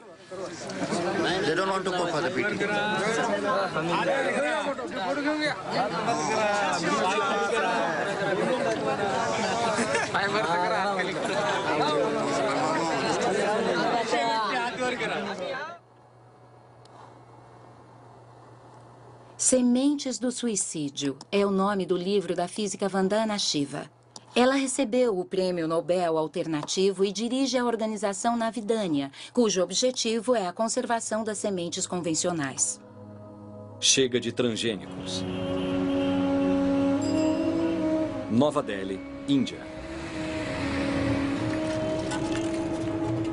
No início, Vandana Shiva lutou contra a primeira Revolução Verde, que trouxe a agricultura industrial para a Índia na década de 60. Atualmente, ela denuncia o que chama de Segunda Revolução Verde, a dos cultivos transgênicos patenteados. A diferença é que a primeira Revolução Verde teve origem no setor público e foi comandada pelas entidades governamentais que controlavam a pesquisa. Já a segunda Revolução Verde foi deflagrada pela Monsanto. Foi uma revolução promovida pela Monsanto. A segunda grande diferença é que a primeira Revolução Verde tinha como objetivo oculto a venda de mais produtos químicos, mas o objetivo primordial era produzir mais alimentos, era segurança alimentar. E sim, se produzia menos leguminosas, menos oleaginosas, mas se produzia mais arroz e trigo que alimentava o povo. A segunda Revolução Verde não tem nada a ver com segurança alimentar. Tem a ver com o lucro da Monsanto. É só o que interessa. Sempre foi dito que a engenharia genética era o caminho para chegar às patentes, mas as patentes são seu real objetivo. Se olharmos o planejamento de pesquisa da Monsanto, veremos que no momento eles estão pesquisando cerca de 20 cultivos diferentes com genes BT. Não há nada que deixe intocado. A mostarda, o quiabo, a berinjela, o arroz, a couve-flor. Uma vez que estabeleceram a norma, esta semente passa a ser propriedade deles. Royalties podem ser coletados. Vamos depender deles para cada semente que plantarmos, para cada produto que colhermos. E se eles controlarem as sementes, vão controlar os alimentos, e isso é estratégico. Claro, é muito mais poderoso do que bombas, mais poderoso do que qualquer arma. É o melhor método para controlar as populações mundiais. A Monsanto respondeu à argumentação de Vandana Shiva exibindo seu compromisso, integridade, diálogo, transparência e compartilhamento. Queremos participar de forma construtiva deste processo em conjunto com os países do mundo. Queremos encontrar respostas para todas as questões. Os produtos precisam ser seguros para o meio ambiente. Precisamos saber como eles vão afetar a biodiversidade, como vão afetar as outras plantas, os insetos e os pássaros. E quanto ao cruzamento genético? O que acontece se os transgenes cruzarem com plantas nativas? Para mim, isso significa, acima de qualquer coisa, escutar atentamente e respeitar todos os pontos de vista. Apesar de sua aparência tranquila, Robert Shapiro tocou em um assunto que preocupa os adversários dos organismos transgênicos: a contaminação transgênica, que a Monsanto prefere denominar de presença acidental que faz parte da natureza. Segundo um estudo dirigido pelo professor Dr. Ignácio Chapela, os transgênicos já contaminaram o milho mexicano. Este estudo, publicado pelo jornal científico Nature, deflagrou uma violenta controvérsia. São Francisco, Califórnia, Estados Unidos. Durante 15 anos, trabalhei com comunidades indígenas em Oaxaca, no México, e elas desenvolveram a capacidade de analisar o seu próprio meio ambiente, elas mesmas. Um dos meus alunos decidiu treinar as pessoas para detectarem organismos transgênicos. Levamos conosco o controle positivo do milho americano, que sabíamos ser transgênico. E estávamos procurando por um controle negativo, quando nos lembramos que o melhor controle negativo seria, sem dúvida, o milho das comunidades locais, que todos acreditávamos ser o mais limpo e o mais preservado de todo o mundo. A grande surpresa foi quando olhamos as amostras locais e vimos que o que acreditávamos ser milho não transgênico já continha DNA transgênico. Foi realmente uma enorme surpresa para nós descobrir que estas espécies locais, cuidadas e mantidas pelas populações indígenas há milhares de anos, já tinham sido atingidas por contaminação transgênica, principalmente dos Estados Unidos. Oaxaca, México. O México é o centro de origem do milho. Mais de 150 variedades locais podem ser encontradas somente na região sul de Oaxaca. Esta enorme biodiversidade é um tesouro, o reservatório genético de milho do mundo. Milhões de agricultores mexicanos o vêm mantendo há milhares de anos. Este milho é para a família? Sim, só para a família. Nós o usamos para fazer tortilhas. Este ano ele ficou em um tamanho ótimo, por isso vamos guardar as sementes para cultivar no ano que vem. Vocês não compram as sementes? Não. Trocam? Sim, é um sistema de troca já tradicional.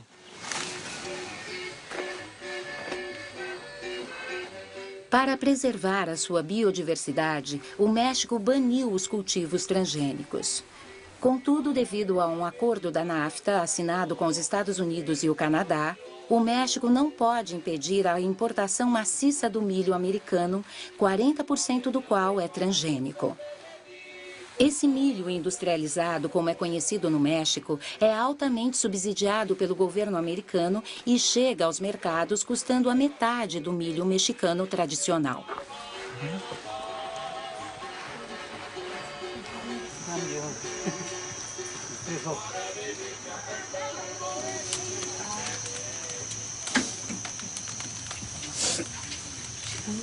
Posso falar com você enquanto faz as suas tortilhas com milho local? Pode. É natural, rende mais.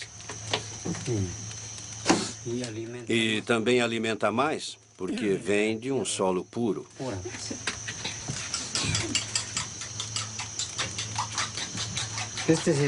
Este é o milho azul. Antigamente, os meus antepassados só plantavam este tipo de milho. Hoje em dia, eu também o mantenho. Esse milho já existia antes da conquista dos espanhóis? Já, mas agora estamos vivendo outro tipo de conquista. Que conquista? A conquista do milho transgênico, que quer destruir tudo, fazendo o milho nativo desaparecer, para que o milho industrializado possa dominar. Se eles conseguirem, vamos depender de multinacionais. Vamos ter que comprar o fertilizante e inseticidas que eles vendem, porque sem eles o milho deles não cresce. Enquanto o nosso milho nativo cresce muito bem, sem fertilizantes ou herbicidas. Olha aqui, veja como é bonito. Pelo menos assim está. Cidade do México. O trabalho de Ignacio Chapela provocou uma reação violenta no México. Desde então, o Instituto Nacional de Ecologia confirmou a contaminação do milho mexicano. Genes de Roundup Ready e BT foram encontrados em milhos de 5 regiões do país. O que aconteceria se o milho transgênico cruzasse com as espécies nativas? A doutora Álvares Buia dirigiu um estudo com uma flor nativa. Ela inseriu o mesmo gene em diversas espécimes e, em seguida, observou o seu crescimento. Observamos 2 plantas absolutamente idênticas sob o ponto de vista genético. Em outras palavras, elas tinham o mesmo genoma, o mesmo cromossomo, o mesmo transgene. A única diferença é que o transgene foi inserido em lugares diferentes. Quando se desenvolveram, essas flores tinham fenótipos, quer dizer, formatos bem diferentes. Algumas eram similares às espécies nativas, como esta, com 4 pétalas e 4 sépalas. Mas outras tinham flores anormais, com pelos anormais e pétalas de formatos estranhos. Algumas, então, eram realmente monstruosas. A única diferença nestas plantas foi o local de inserção do transgene, que foi escolhido aleatoriamente. E o que pode acontecer com o milho? No México, uma vez que as sementes de milho transgênico cheguem ao meio ambiente, é muito possível que os transgenes se insiram nos genomas das espécies nativas mexicanas, porque as plantas de milho cruzam naturalmente por pólen trazido pelo vento. Sendo assim, nosso temor é que o milho nativo seja incontrolavelmente afetado. Sierra Juárez, Oaxaca, México. Bom dia. Gostaria de convidá-los para uma palestra sobre as novas doenças que estão afetando o nosso milho devido à contaminação transgênica. Aldo lidera uma organização de povos nativos.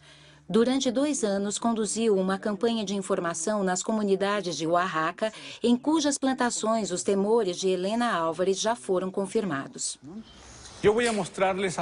Vou apresentar-lhes algumas fotos de plantas de milho que encontramos na região de Sierra Juárez.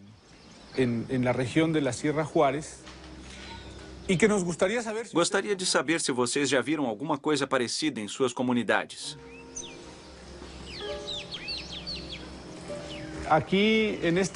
Vocês podem ver que há alguma coisa muito estranha acontecendo. Nesta planta, por exemplo, podemos ver uma ramificação de espiga aqui e outra lá.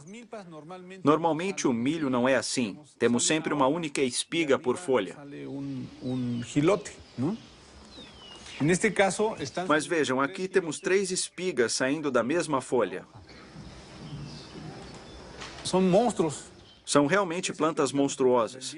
Enviamos uma amostra para um laboratório de biotecnologia para verificar se essas plantas eram transgênicas. E, infelizmente, o resultado foi positivo. Geralmente vemos esses tipos de plantas ao longo das estradas ou nos jardins das pessoas. É possível que as pessoas comprem milho no mercado e, ao voltar para casa, deixem cair alguns grãos. Esses grãos germinam e é assim que o milho local se contamina. Pelo que você disse, se não conseguirmos impedir que eles se espalhem nos nossos campos,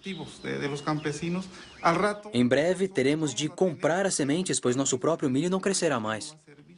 Isso é muito preocupante. O que devemos fazer? Antes de mais nada, se vocês encontrarem uma planta estranha, devem remover o estame imediatamente, porque é de onde vem o pólen. E sempre devem observar as suas plantas com muita atenção. Você não acha que esta seja mais uma estratégia da Monsanto, que o que eles não conseguiram por meios legais esteja sendo forçado via contaminação? Sim, andamos nos perguntando se essa contaminação não seria intencional. Se o centro de origem do milho for contaminado, o resto do mundo virá atrás. A contaminação beneficia apenas multinacionais como a Monsanto.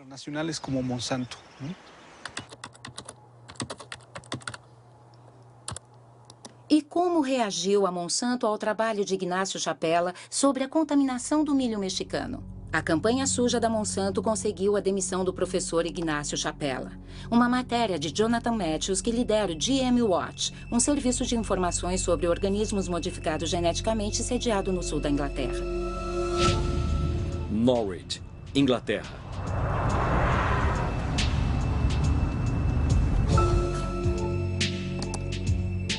Segundo Jonathan Matthews, Ignácio Chapela foi vítima de uma campanha deflagrada pelo AgBioWorld, um website que apoia os transgênicos. Na véspera da publicação do trabalho na Nature, uma certa Mary Murphy enviou um e-mail que a AgBioWorld distribuiu para milhares de cientistas de todo o mundo. Ela escreveu: os ativistas vão ficar loucos com a notícia de que o milho mexicano foi contaminado pelo milho transgênico. No dia seguinte, uma tal Honduras Metacheck colocou uma segunda mensagem. Primeiro, os ativistas, depois os cientistas. É uma campanha de difamação, sem dúvida. Isto foi o que aconteceu no primeiro dia. Murphy's Metacheck colocando e-mails e outros vindo dizer que temos que nos manifestar sobre isto. Temos que inundar a Nature em e-mails.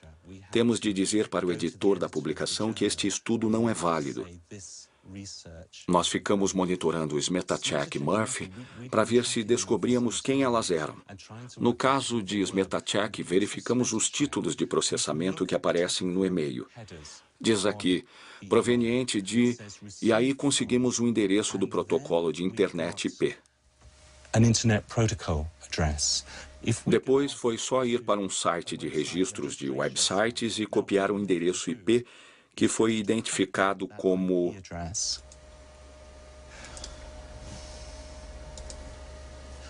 pertencendo à organização Monsanto sediada em St. Louis. Já a Mary Murphy deixou algumas dicas que facilitaram o nosso trabalho.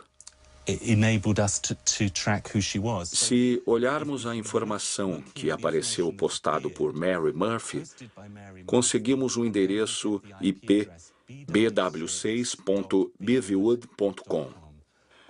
Descobrimos que este era o nome anterior de uma agência de relações públicas, hoje The Bivens Group, em cuja lista de clientes se encontra a Monsanto. Isso quer dizer cientistas de mentira? Que golpe baixo! Sim, é campanha muito suja. Quer dizer, não existe qualquer ética no que está acontecendo aqui. Trata-se de uma organização que está determinada a forçar a entrada de seus produtos em países no mundo inteiro, determinada a acabar com a reputação de quem quer que se coloque em seu caminho. As acusações de Jonathan Matthews foram publicadas na imprensa britânica, mas a Monsanto preferiu ignorá-las. E enquanto continua em sua ascensão sem tréguas, a empresa divulga sua visão de um mundo transgênico no qual as questões da fome e da preservação do meio ambiente serão resolvidas em perfeita harmonia.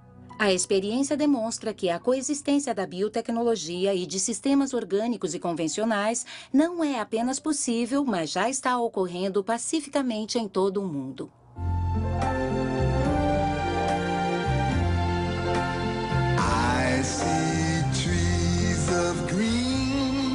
Imagine um mundo que preserve a natureza, o ar, os rios, onde a gente possa produzir mais com menos agrotóxicos, sem desmatar as florestas. Você pensa num mundo com transgênicos.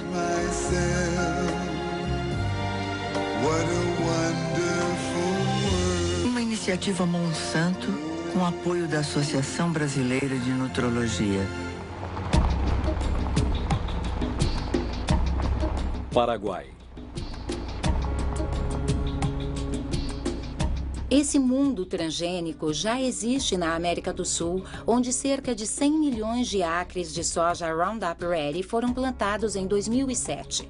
Esta conquista do milho começou 10 anos atrás na Argentina, o único país a autorizar oficialmente o cultivo de transgênicos.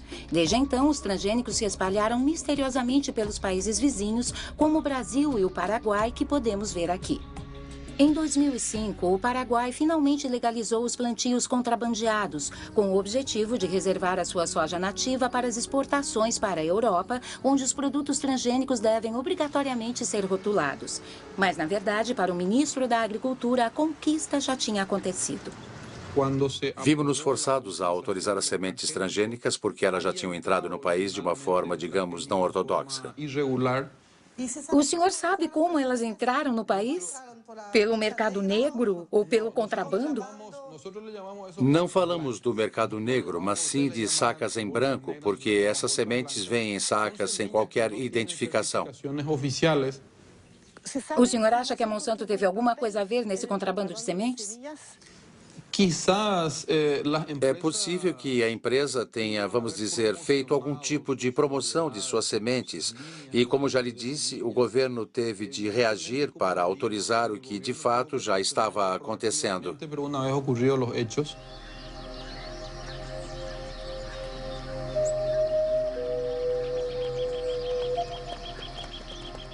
Qualquer que seja a origem deste contrabando, o fato é que ele foi extremamente rentável para a Monsanto.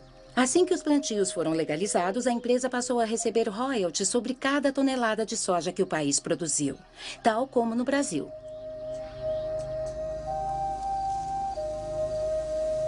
A partir de então, não houve trégua no desmatamento do Paraguai nem na expulsão de pequenos agricultores que se recusaram a entregar seus pequenos lotes de terra. Jorge Galeano dirige uma organização de pequenos agricultores que luta contra a proliferação do que ele chama de deserto verde. O que temos aqui é um exemplo da extensão do plantio de soja transgênica. Na verdade, é uma monocultura que destrói tudo à sua passagem. Antes tínhamos campos cultivados com tudo o que uma família precisava para viver. Plantas, árvores, mandioca, milho. Você acha que os plantios transgênicos podem coexistir com os plantios dos pequenos agricultores? Não, estamos certos que não podem. São dois modelos incompatíveis que não podem coexistir. É uma guerra silenciosa que extermina comunidades, famílias e pequenos agricultores. Além disso, destrói a biodiversidade do campo. Traz consigo morte, pobreza e doença, além da destruição dos recursos naturais que nos ajudam a viver. Porque nós contamos para sobreviver.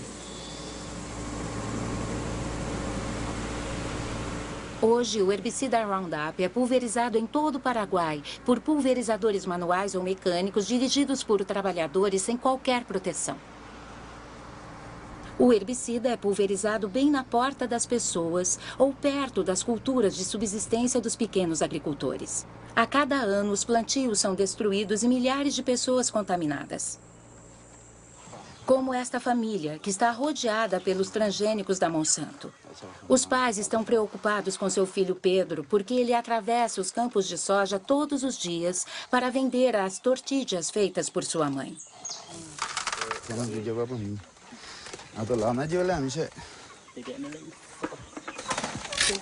Há quanto tempo ele tem isto? Começou há 15 dias. Começou no pé dele e depois se espalhou. É como sempre começa.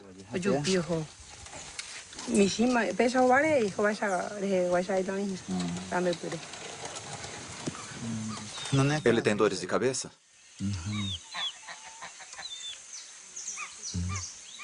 Está comendo? Muito pouco. Hoje ele não comeu o que eu fiz para ele. E tomou apenas um pouco de suco de frutas. E o irmão? Está melhor. Mas é tudo muito difícil.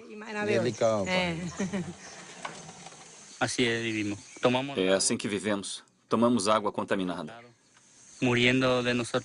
Há pouco tempo perdemos 16 patos e gansos. Deram alguns passos e caíram mortos. Duros que nem uma pedra. Eles pulverizaram herbicidas mortais por lá. E quando chove, a água chega até aqui. Como os patos vivem na água, este é o resultado. No Paraguai, 70% da terra agricultável pertence a apenas 2% da população. Com os transgênicos, essa concentração está aumentando. 3/4 dos agricultores de soja são estrangeiros que buscam tomar posse deste novo ouro verde. O veto a rações de origem animal após a crise da vaca louca e a recente euforia com os biocombustíveis fizeram os preços da soja disparar e aumentaram a demanda por sementes Roundup Ready. Segundo o último censo realizado no Paraguai, a cada ano 100 mil pessoas deixam as áreas rurais para viver em favelas urbanas. Destas, cerca de 70% fogem da soja transgênica da Monsanto, cujo destino é a alimentação das galinhas, vacas e porcos da Europa. Vamos falar sobre o modelo de produção da soja transgênica promovida pela Monsanto. Trata-se de uma autêntica multinacional presente em todo o mundo. Seu objetivo é controlar toda a produção de alimentos do mundo por meio de uma agricultura sem agricultor.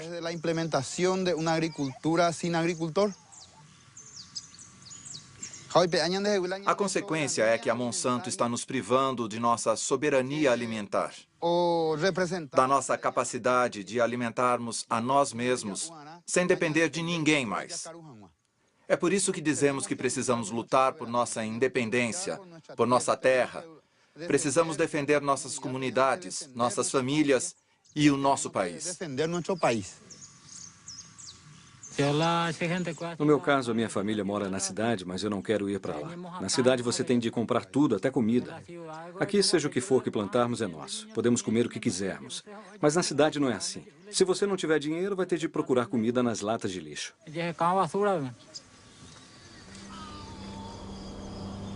A luta destas famílias para sobreviver comove a todos nós. Em 2007, a Monsanto empregava 18 mil trabalhadores em 50 países. Também em 2007, as suas ações não pararam de subir e os lucros chegaram a $1 bilhão. Entre seus acionistas contam-se não apenas fundos de pensão e bancos, mas também milhares de pequenos investidores.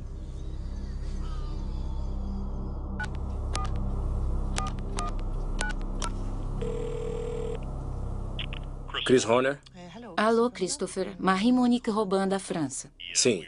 Nós realmente admiramos sua persistência, mas tivemos várias discussões internas sobre isso e lamento informar que não houve mudança na nossa posição inicial.